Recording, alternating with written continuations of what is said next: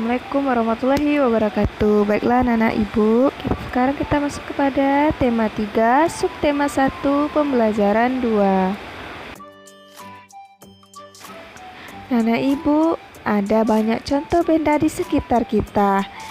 Benda terbuat dari berbagai bahan dasar. Mari kita pelajari bahan pembentuk benda. Benda terbuat dari kayu. Sebutkan bahan untuk membuat pensil. Pensil terbuat dari kayu.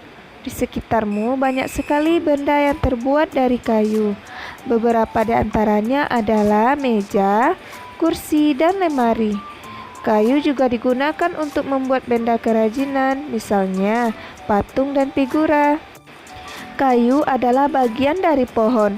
Untuk memperoleh kayu, kita harus menebang pohon, kemudian mengambil bagian batang untuk diolah menjadi berbagai macam benda. Perubahan dari batang kayu menjadi benda-benda tersebut melalui proses yang berbeda-beda. Pertama, batang pohon ditebang.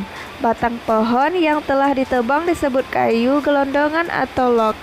Kemudian, log dikirim ke pabrik atau pusat penggajian.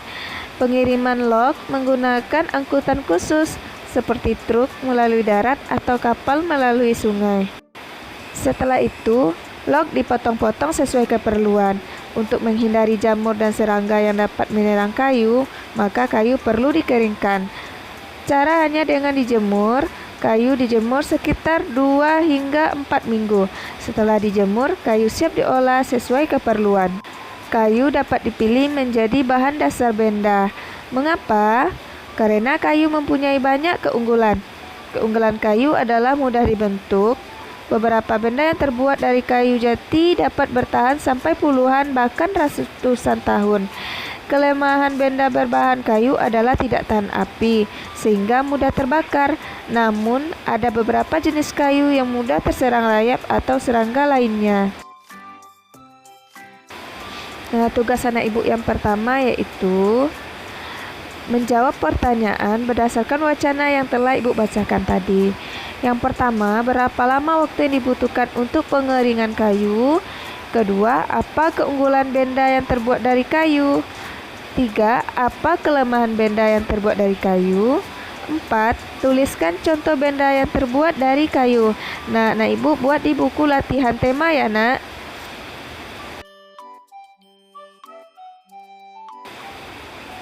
Nah, untuk tugas yang kedua, anak ibu perhatikan benda-benda yang ada di sekitarmu. Nah, sekarang anak ibu perhatikan benda yang ada di rumah anak ibu masing-masing. Kemudian anak ibu tuliskan benda-benda yang terbuat dari kayu. Tuliskan nama benda tersebut dan apa kegunaan benda tersebut. Contohnya, ada kursi, kegunaannya untuk duduk. Nah, anak ibu lengkapi tabel berikut sampai semua tabel terisi penuh. Anak ibu buat ini di buku latihan tema.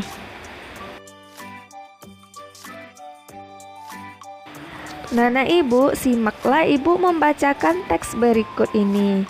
Desa tempat tinggal Siti dan teman-teman mempunyai hutan. Di dalam hutan tersebut terdapat beraneka jenis pohon. Anak ibu simaklah ibu membaca teks berikut ini. Desa tempat tinggal Siti dan teman-teman mempunyai hutan. Di dalam hutan tersebut terdapat beraneka jenis pohon. Fungsi hutan antara lain untuk menyerap air hujan. Hutan menyimpan air hujan tersebut dalam jumlah yang banyak. Namun, ketika hutan digunduli, membuat aliran air terganggu. Hal ini menyebabkan air menggenang, akhirnya terjadi banjir yang mengalir ke pemukiman penduduk. Kebutuhan benda dari kayu yang terus meningkat mengakibatkan kebutuhan akan bahan kayu terus meningkat. Setiap tahun banyak pohon yang ditebang untuk mendapatkan kayu. Terkadang ada sekelompok orang yang menebang pohon tanpa izin. Kegiatan ini disebut penebangan liar. Semakin lama jumlah pohon di hutan semakin berkurang. Nah, untuk tugas yang ketiga anak ibu yaitu bermusyawarahlah dengan orang tua atau kakak yang ada di rumah untuk menjawab pertanyaan berikut. Yang pertama, di desa Siti banyak penebangan liar. Bagaimana cara mengatasinya? Yang kedua, apa yang terjadi jika penebangan liar tidak dihentikan? Kemudian yang ketiga, bagaimana cara mengembalikan hutan seperti semula? Nah, anak ibu buat latihan berikut di buku latihan tema ya nak.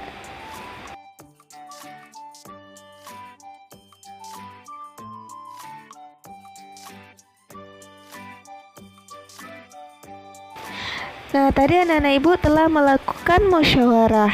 Musyawarah bertujuan membahas bersama suatu masalah dengan tujuan mencapai keputusan bersama untuk menyelesaikan masalah tersebut. Nah, dengan musyawarah, semua masalah akan dapat terpecahkan dengan baik. Nah, anak-anak ibu, sekian pembelajaran kita hari ini. Terima kasih atas perhatian anak ibu. Segera kerjakan tugasnya dan kirimkan ke WA ibu. Ibu sudahi dengan wabillahi taufik wal hidayah. Assalamualaikum warahmatullahi wabarakatuh.